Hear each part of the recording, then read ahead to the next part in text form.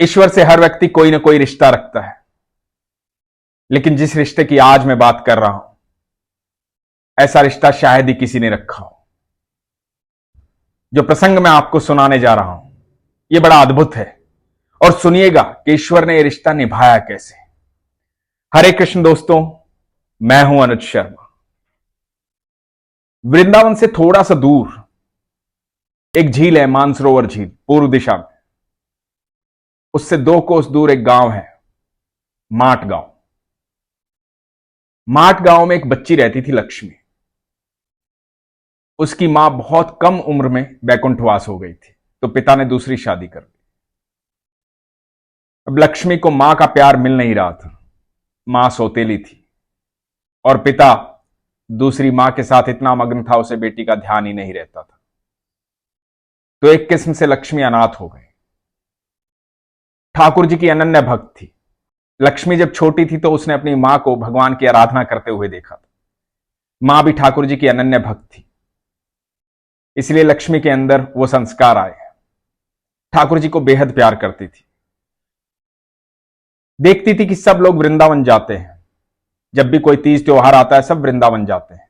कभी एकादशी, कभी पूर्णिमा, कभी अमावस्या, सब लोग वृंदावन जाते हैं। इसकी जो नई मां थी, वो और इसके पिता भी वृंदावन जाते थे, लेकिन लक्ष्मी को कोई साथ लेकर नहीं जाता था।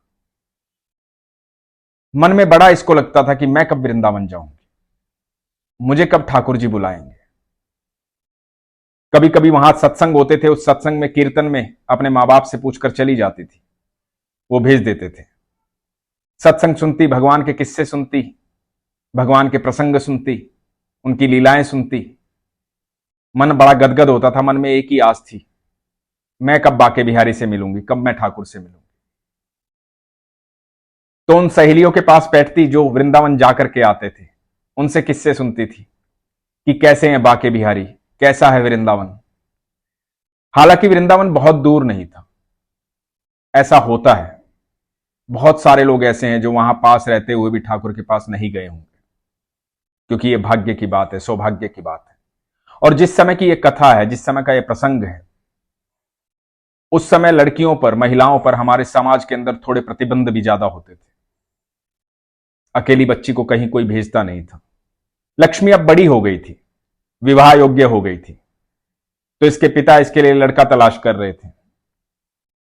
लड़का तलाश कर रहे थे, बहुत जगह लड़का ढूंढा और लड़का मिला वृंदावन में। लड़के का नाम नारायण। जैसे ही ये बात लक्ष्मी को पता लगी, लक्ष्मी बड़ी प्रसन्न हुई कि वाह, अब तो मैं वृंदावन जाऊंगी ही जाऊंगी। अब तो तय हो गया कि वृंदावन जाऊंगी। और लक्ष्मी की शादी हो गई। लक्ष्मी की शादी हो गई। लक्ष्मी तो इतने दिनों से इंतजार कर रही थी, विवाह होगा, वृंदावन जाऊंगी, मेरे ठाकुर से मिलूंगी। इस बीच लक्ष्मी ने कहीं यह सुना था कि ईश्वर से कोई ना कोई रिश्ता होता है, संबंध होता है, तो ईश्वर के ज्यादा करीब हो जाते हैं। तो लक्ष्मी को वो बात ध्यान आई। लक्ष्मी ये सोचती थी, क्या रिश्ता रखूं ठाकुर जी से, क्या संबंध रखूं। अब जब शादी वृंदावन में हो रही थी, तो लक्ष्मी ने बोला कि ठाकुर जी आज से मेरे देवर हैं। क्योंकि लक्ष्मी ने हमेशा ठाकुर जी की बाल लीलाएं सुनी थी, तो लक्ष्मी को लगता था ठाकुर जी छोटे से होंगे, सुंदर से होंगे, प्यारे से होंगे, तो आज से वो मेरे देवर हैं। अब जो बात कहनी होगी मेरे देवर को बोल दूंगी, जो काम करना होगा देवर को बोल दूंगी। तो ठाकुर जी को देवर रूप में माना। शादी होकर वृंदावन आई। बहू को देखने बहुत सारे लोग आते हैं, उसे देखने भी बहुत सारे लोग आए। 1 या 2 दिन बाद वापस अपने घर जाना होता है। वापस अपने घर चली गई। इनके गांव से और वृंदावन के बीच में ये मानसरोवर झील पड़ती थी, जहां राधा रानी का मंदिर है। लोग वहां स्नान करते थे, आज भी लोग स्नान करते हैं वहां पर। जब लक्ष्मी अपने घर चली गई थी, तो पति वापस लेने गए। यही रिवाज है। पति लेने गए, लेकर वापस आ रहे थे, तो रास्ते में आई मानसरोवर झील। मानसरोवर झील आते ही पति ने कहा कि मैं स्नान कर लेता हूं, तुम बैठो। और लक्ष्मी राधा रानी के मंदिर के पास बैठ गई। मन में बस यही सोच रही थी कि अब तो पग फेरा भी हो गया है, वापस भी आ गई हूं, अब मेरे देवर से मेरा मिलना जरूर होगा, ठाकुर से मिलना जरूर होगा। उसके मन में कोई चाव नहीं, बस चाव यही कि वृंदावन आई हूं, मेरे ठाकुर से मिलना है, बरसों की इच्छा पूरी हो जाएगी, ठाकुर जी से मिलना है। मन में यह भी सोच रही है कि कब लेकर जाएंगे ये ठाकुर जी के पास, क्योंकि ये जब लेके जाएंगे तभी तो जा पाऊंगी। और ठाकुर जी को बड़े दिल से याद कर रही है। इतने में एक बच्चा आता है और आवाज देता है, भाभी, भाभी सुनो। लक्ष्मी घबरा जाती है। लक्ष्मी सोचती है कि यहां तो पराया गांव है, पहली बार आई हूं, अभी भी शादी हुई है, भाभी कौन कहेगा यहां पर। डर जाती है। घूंघट किया हुआ है, अपने घूंघट को पकड़ लेती है जोर से, मुंह से आवाज नहीं निकाल पा रही है डर के मारे। बच्चे की फिर से आवाज आती है, बोलता है, अरे भाभी घूंघट उठाओ ना, चेहरा तो दिखाओ, भाभी हो ना मेरी, देवर हो तुम्हारा, चेहरा तो दिखाओ। लक्ष्मी डरी हुई है, घूंघट को पकड़ रखा है, नहीं उठा रही है। बच्चा भी बड़ा नटखट है। बच्चा पास आया, खुद से दिखाओगी या खुद ही मुंह देख लूं। तो लक्ष्मी उसे भगाने की कोशिश करती है और बच्चा जबरदस्ती घूंघट उठा देता है और देखता है। बहुत सुंदर स्वरूप, मोटी मोटी आंखों वाला, घुंघराले बालों वाला। बच्चा लक्ष्मी को देख रहा है, लक्ष्मी बच्चे को देख रही है और बच्चा एकदम से भाग जाता है। लक्ष्मी को कुछ समझ में नहीं आता। पति स्नान करके आते हैं। लक्ष्मी बोलती है कि कैसा है तुम्हारा गांव। एक बच्चा आया, आकर के उसने ऐसे जबरदस्ती मेरा घूंघट उठाया, मुझे भाभी भाभी कह रहा था। पति बोला, अच्छा ऐसी बात है। पति को गुस्सा आया। पति ने कहा कि आज के बाद वो लड़का कहीं दिखाई देना, मुझे बताना, छोड़ूंगा नहीं मैं उसे। गांव के बच्चे ऐसे ही होते हैं, कोई बात नहीं, चिंता मत कर। लक्ष्मी पति के घर चली गई। पति पत्नी जब घर पहुंचे, अगले दिन की सुबह हुई तो लक्ष्मी की सास ने अपने बेटे से कहा कि बेटा अब शादी हो गई है, बहू घर आ गई है, तो बाके बिहारी के दर्शन तो कराओ, ठाकुर जी से तो मिलाओ, बहू को लेकर के जाओ।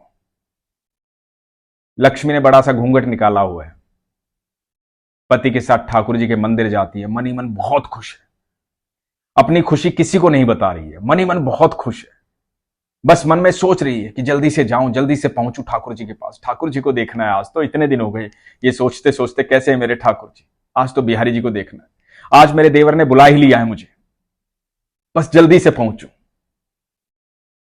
घूंघट में है, कुंज की गलियों से होती हुई बिहारी जी के मंदिर पहुंचती है।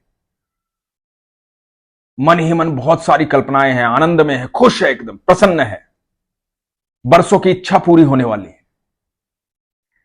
मंदिर के अंदर पहुंचती है, ठाकुर जी के सामने पहुंचती है, सोच रही है घूंघट उतारूं ना उतारूं, मन बहुत है उतारने का, ठाकुर जी को देखने का, पर यह डर है पति डांट ना दे, क्योंकि ये रिवाज है, यहां कोई लोग देख ना ले, इसलिए घूंघट उतार नहीं रही है। इतने में पति कहते हैं कि अरे ठाकुर जी के सामने खड़ी हो, घूंघट उतारो,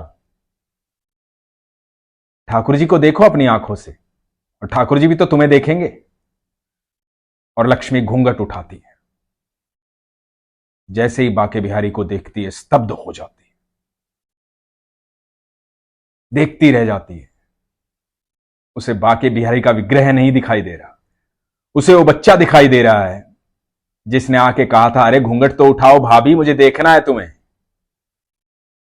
वो बच्चे को देखती है और जोर से चिल्ला पड़ती है, देखो मैंने तुम्हें कहा था ना एक लड़का आया था, यही है वो लड़का, ये देखो ये देखो, ये सामने खड़ा हुआ, यही वो लड़का है, इसने मेरा घूंघट उठाया था।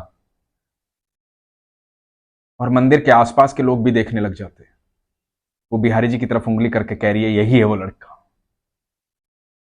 पहली बार बिहारी जी के मंदिर आई है। पति बोलता है कि ठाकुर जी तुमसे मिलने आए थे, जब मैं स्नान कर रहा था ठाकुर जी तुमसे मिलने आए थे। लक्ष्मी बोलती है ठाकुर जी हैं। और लक्ष्मी भाव विभोर हो जाती है, सबकी आंखों से अश्रु बह रहे हैं। मेरा देवर मुझसे मिलने आया था, मैंने कहा था मुझसे मिलने आना, मुझसे वहीं पर मिलने आया था। मैं याद कर रही थी मेरे देवर को कि कब मिलूंगी कब मिलूंगी, ये तो मुझसे पहले मेरे पास पहुंच गया। ऐसे हैं ठाकुर जी, ऐसे हैं कन्हैया। मैं सच कहता हूं, विश्वास रखो बस, वो आपके आसपास हैं, आपकी एक आवाज पर आपके पास आएंगे, क्योंकि आपके पिता हैं। जैसे मां की ओरनाल जुड़ी होती है ना बच्चे से, मां का संबंध होता है ना बच्चे से, वो संबंध है ठाकुर जी का हम सबसे, वो संबंध है राधा रानी का हम सबसे। यहां पृथ्वी पर हमें उस ओरनाल से अलग कर दिया जाता है, मां की ओरनाल से स्वतंत्र कर दिया जाता है, लेकिन जो ओरनाल हमारे और ईश्वर के बीच में बंधी हुई है ना, वो कोई अलग नहीं कर सकता, कभी अलग नहीं कर सकता, क्योंकि वो विश्वास की ओरनाल है। और जिस दिन विश्वास कमजोर होगा, शंका होगी, उस दिन ओरनाल टूट जाएगी। मैं सच कह रहा हूं आपसे, आपकी नाभि से उसकी नाभि तक एक संबंध जुड़ा हुआ है। हम सब उन्हीं की संतान हैं, हम सब उन्हीं के दिल में रहते हैं।